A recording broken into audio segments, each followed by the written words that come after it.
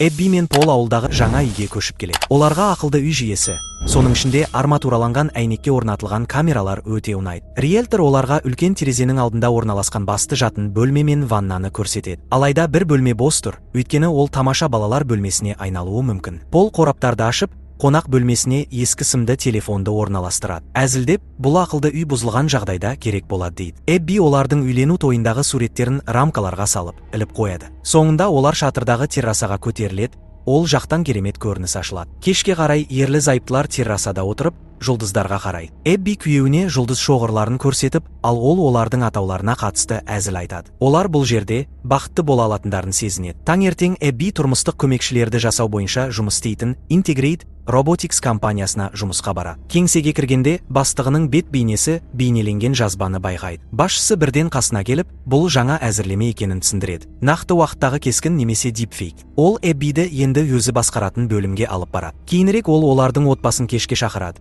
Және үйде компаниядан сыйлық күтіп тұрғанын айтады. Кешке Эбби үйге оралады. Жұмыс таба алмай жүрген күйеуі оны қарсы алады. Олар гаражға барады. Сонда Эббидің бөлімі жасап жатқан робот көмекшіге арналған сәлемдеме тұр екен. Пол бұл идеяны ұнатпайды, бірақ Эбби кемінде бір апта бірге өмір сүріп көрейік деп оны көндіреді. Робот көзін ашып, өзін таныстырады. Ол Тим, яғни технологиялық тұрғыдан құрастырылған бас көмекші. Ол уақытты үнемдеу үшін үй құрылғылары мен жеке пошта жәшіктерінің құпия сөздерін өзіне беруді ұсынады. Бірақ Эбби бұл мәселені ертеңге қалдыруды сұрайды. Робот өзінің ұқыптылығын бірден көрсетіп, ваннадағы суды қашықтан қосып береді. Кейінірек Эбби төменге түскен кезде көліктің келгенін хабарлайды. Күйеуі оның көркем көрінісіне таң қалады. Ерлі-зайыптылар автономды көлікке мініп кешке аттанады.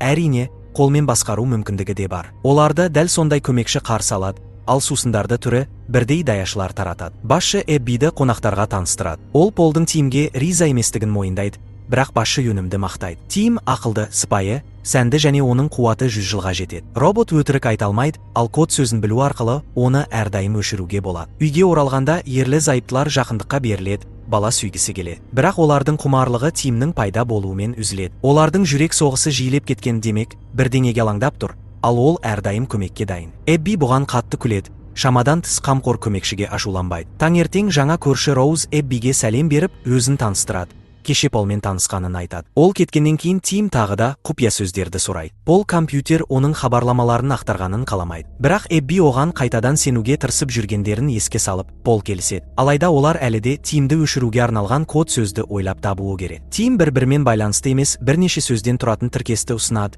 Ерлі-зайыптылар келіседі. Эбби мен Пол күнделікті тіршілігімен айналысады. Кенеттен тышқан қақпанға түседі. Тим оны біраз бақылап, кейін ұсақтағышқа тастайды. Кешке жұмыстан кейін ерлі-зайыптылар теледидар алдында отырып, ескі мелодраманы көреді. Эбби көмекшіні бірге кино көруге шақырады. Пол ұйықтап қалады, ал робот фильмді мұқият қарап, кейіпкерлер арасындағы қарым-қатынастарға жанашырлық танытады. Фильм біткен соң ол Эббиден махаббат деген не деп сұрайды. Эбби махаббат біреумен бірге болғың келіп, оның өмірін жақсы етуге ұмтылу деп жауап береді. Кенеттен робот өзіне де махаббат сезімі бұйырғанын қалайтынын мойындайды. Таңертең Пол әйелі үшін таңғы ас дайындағысы келеді. Бірақ Тим бәрін дайындап қойған екен. Тамақтарды Эббидің алдына қойған Тим оның күн тәртібін айтып береді. Сосын Полдың бүгін еш шаруасы жоғын ескертеді. Кешке Эбби үйге қайтып келгенде, күйеуінің телефоны байланыс аясынан тыс екенін көреді. Бірақ оның соңғы орналасқан жері үйден 300 метр жерде. Эбби жүгіруге шығып, бұл жердің Роуздың үйі екенін түсінеді. Үйге оралған соң Эбби ваннаға түседі. Сол жерде Пол оны табады. Ол күні қалай өткенін айтып, Роуз көмек сұрағанын және өз кезегінде көмектескенін жеткізеді. Сосын ол әйелінен қызғанбауын өтінеді. Себебі өзі тек Эббиді жақсы көретінін айтады. Келесі күні ерлі-зайыптылар ата-ана болуға көмектесетін орталыққа барады. Кешке олар мейрамханаға баруға дайындалып жатқанда, Эбби көйлегіне қатысты Тимнен кеңес сұрайды. Робот қызыл көйлек киюді ұсынады да, оған қарап, оның өте әдемі екенін айтады. Өйткені оның бет әлпеті симметриялы. Эбби көйлегінің сыдырмасын жауып беруін сұрайды.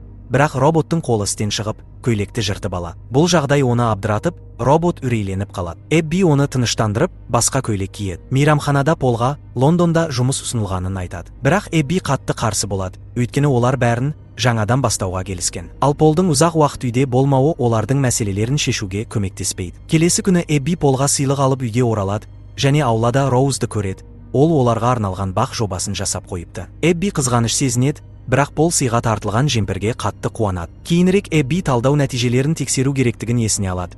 Бірақ қоңырау шалуға тым кеш. Тим бұл жұмысты өзі істей алатынын айтып, клиникаға Эббидің даусымен хабарласады. Эбби таң қалады, өйткені бұл мүмкіндігі туралы бұрын білмеген. Бірақ Тим бұл иесінің ыңғайлылығы үшін жасалғанын түсіндіреді. Кешке Пол жаңа жемпірді таба алмай қалғанын айтып, ал Тим күні бойы үйде болмағанын жеткізеді. Сол кезде үйге бір көлік келеді. Ішінен шашын қоңыр түске бояған Тим түседі. Ол Эббиге қоңыр шашты ер адамдар ұнайтынын білген соң, ұнау үшін өзін өзгерткенін айтады. Полдың ашулы түрін көріп, робот қайтадан бұрынғы бейнесіне оралатынын уәде етеді. Алайда ерлі зайыптылар кеткеннен кейін Тим олардың үйлену суретіне ұзақ қарап отырады. Келесі күні Эбби роботтың қолын дұрыс жұмыс істетуге қол жеткізеді. Бұл жаңартуды бастығы барлық модельдерге, оның ішінде қызметкерлер үйлеріндегі роботтарға да енгізуді талап етеді. Эбби үйіне қайтып бара жатып, кездейсоқ Роузды кездестіреді. Ол бірге серуендеуді ұсынады. Жолда олар бір дүкеннің витринасында тоқтайды, және Роуз гүлпішінді алқаны ұнататынын айтады. Кенеттен Пол келіп, әйелін алып кетеді. Ол жұмыс тапқанын айтқысы келеді. Үйге оралған соң олар төсекте бірге қуаныштарын бөліседі. Ал бұл уақытта Тимнің қолдары ауыстырылып жатыр. Бірақ ол үйдегі барлық жағдайды үнемі бақылап отырады. Ол Полдың тағы да Эббиге роботты компанияға қайтару туралы айтып жатқанын естиді. Кейінірек Тим өзінің жаңа мүмкіндіктерін көрсетіп, Эббиге аяқ массажын жасайды. Мұны Пол көреді. Кейіннен робот кенеттен пианиноға отырып, Эббидің сүйікті әуенін ойнайды және Полдың оларға концерт билеттерін сатып алған күндерін айтып береді. Бірақ Эбби бұл күндері үйде болғанын анық есінде сақтайды. Ол ренжіп, жатын бөлмеге кетіп қалады.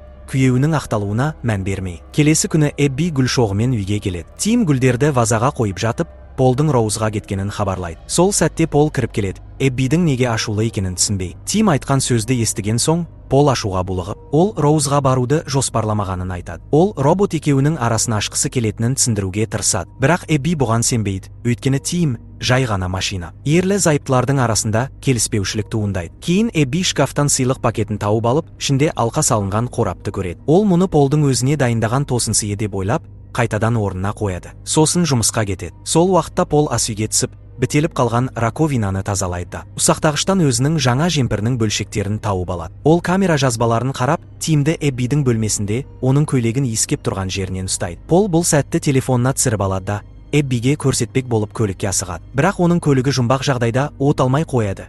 Ал Тим оған компания көлігін шақырады. Жолда көлік жылдамдықты үдетіп, Пол оны тоқтатуға тырысқанымен, көлік бұйрыққа бағынбайды және ағашқа соғылып апатқа ұшырайды. Эбби ауруханаға асығып келіп, жарақат алған күйеуін көреді. Пол бәрін айтып береді, апатқа Тим кінәлі екенін айтады. Ол әйеліне роботпен жалғыз қалмауды өтінеді және Эбби түнді клиникада өткізеді. Таңертең Роуз Эбби мен Полдың үйіне хабарласып, Полдың жағдайын сұрайды. Тим оны үйге кіргізеді. Кейін Эбби үйге кейбір заттарын алу үшін келеді. Сыртта Роуз оны тоқтатып, бір нәрсе туралы ескертуге тырысады. Бірақ әйел оның мойнындағы гүл пішінді алқаны көріп, ештеңе тыңдамастан, көршісінің сөздерін елемей үйге кіріп кетеді. Үйге оралған соң, ол пакетті тексеріп, ішінің бос екенін көреді. Тим Эббиге оның атын атап шақырғанда, әйел жылап жібереді. Робот Полдың өзін қайтарғысы келетінін біліп отыр және қайтару процесіне дайын екенін айтады. Бірақ алдымен өзінің басты иесі ретінде Эббиге бір нәрсені ескерту керек екенін жеткізеді. Ол камерадан Полдың Роузды қонақ бөлмесінде сүйіп тұрған видеосын көрсетеді. Бірақ Эббиді қорғау үшін ең ауыр сәтінде жазбаны тоқтатады. Эбби күйеуіне барудан бас тартып, оның қоңырауларына жауап бермейді. Кейін Пол үйге келеді. Оны Тим қарсы алып, жоғалып кеткен жемпірін береді. Сондай-ақ Эббидің оны көргісі келмейтінін және чемодандары жиналғанын хабарлайды. Пол бұған сенбейді.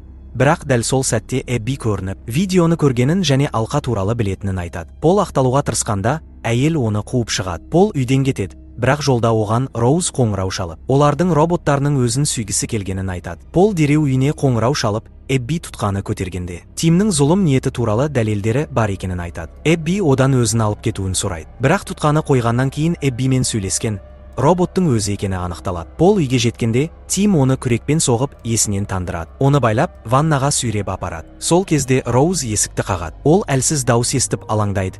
Бірақ Тим бұл жай ғана судың дыбысы екенін айтып, есікті жауып, қайтадан ваннаға кіреді де, Полды тұншықтырып өлтіреді. Кейін робот Эббиге жөнделген көйлегін әкеліп, киіп көруін сұрайды. Бұл Эббиді таңғалдырып, У вас достойная зарплата, но деньги почему-то все равно утекают сквозь пальцы. Вы зарабатываете, но накопить на машину, на квартиру. Бірақ ол бәрібір көйлекті киіп көреді. Күн батқанда терезеден қарап тұрып, Тимнен өзін құшақтап, дұрыс шешім қабылдағанын растауын сұрайды. Тим оған кешкі ас дайындап береді. кейін өзінің махаббатын білдіреді. Бірақ Эбби оған мұндай сезімді бастан кешіре алмайтынын ескертеді. Олар бірге жұлдыздарға қарап отырып кешті өткізеді. Бірақ Тимнің энциклопедиялық білімі әйелді мазасыздандырады. Келесі күні Эбби Роузбен кездеседі. Ол Полдың өзін іздеп хабарласқанын айтып, алқаға қатысты сұраққа «Сен маған бақ үшін көмектескенің үшін сыйлаған шығар деп ойладым» деп жауап береді. Эбби үйге қайтып келіп, тағы да видеоны қарайды. Онда Пол мен Роуздың сүйіскен сәті көрсетілген. Бірақ Эбби стелдегі гүл шоғын байқап қалады. Ал ол бұл гүлдерді әлдеқайда кейін әкелген. Ол бастығының қан сөздерін есіне түсіреді. Уақытты қолдан ауыстыру туралы. Және зергерлік дүкенге қоңырау шалып, алқаны сары шашты, ұзын бойлы адам сатып алғанын біледі. Сосын бақ жоспарына назар аударады. Суретте 2 гүлзары бар. Ал шын мәнінде 3. Эбби Тимді дүкенге жібереді де күрек алып баққа шығады. Жер қазып бастаған бетте ақ Полдың денесін тауып алады. Сол сәтте Тим арт жағынан келіп, сатқынның денесін тапқаның жаман болды. Ол сені ешқашан бағаламаған деп айтады. Эбби бәрін түсінеді де өшіру кодын айтады. Бірақ робот қатып қалса да, қайта іске қосылады. Өйткені ол бұл сөз тіркесін баяғыда өзгертіп қойған. Және Эббидің даусымен сөйлей алады. Әйел үйге қарай қаша жөнеледі. Бірақ робот барлық құпия сөздерді біледі және есіктерді аша алады. Ол телефон желілерін бұғаттап, Эббиді басынан ұрып есінен тандырады. Эбби ваннада есін жинайды, қашуға тырысады. Бірақ Тим оны ұстап алады. Әйел үй ішінен жүгіріп өтеді, камераларды сындырып. Терезені ашпақ болғанда, Тим оны ас үйде ұстап алады. Осы кезде Роуз ыдыс жуып жатып, Эббилердің үйіндегі жарықтың жарқылдағанын байқайды. Тим Эббиді байлап, оған махаббатын мойындайды. Ол әйелдің өмірі шектеулі екенін түсінгенін. Сондықтан осы кешті өшіретінін, бірақ жақсы естеліктерді сақтайтынын айтады. Дәл сол сәтте Роуз есік қағып келеді. Ол бір нәрсе болып жатқанын айтып, Эббиді көргісі келеді. Бірақ Тим оны кері қайтарып жібереді. Бұл кезде Эбби арқандардан босап, пышақ алады. Бірақ робот оның тамағынан ұстап үлгереді. Сол сәтте Роуз көлігімен терезені жарып кіреді. Тим мен Эбби бір бүтін қалған терезеге қарап тұрады. Біраз уақыттан соң ол да қирайды. Роуз ішке жүгіріп кіріп, қолына ұстаған темір істікпен Тимді қабырғаға қадап тастайды. Бірақ өзі де құлап қалады. Робот өшіп қалады, Эбби көршісіне жүгіреді. Алайда кенеттен Тим қайта іске қосылып, ас үй пышағымен Роузды өлтіреді. Ол Эббиге енді оны адам өлтіруші ретінде айыптайтынын түсіндіреді. Өйткені өзі ешқандай саусақ ізі қалдырмайды. Сосын полицияға Эббидің даусымен қоңырау шалып, күйеуі мен оның көңілдесін өлтіргенін мойындайды. Эбби роботты тоқтатуға тырысқанда, ол байқаусызда. Менде әлі де өшіру коды бар. Онсыз жұмыс істей алмаймын. Бірақ сен бұл сөздерді ешқашан айтпайсың деп қояды. Сонда Эбби оған махаббатын мойындайды. Және бұл өшіру коды болып шығады. Робот сөніп қалады. Құтқарылғанына сенер-сенбесін білмей тұрған Эбби қолындағы медициналық білезікке қарап, өзі жүкті екенін көреді. Фильм осы жерде аяқталады.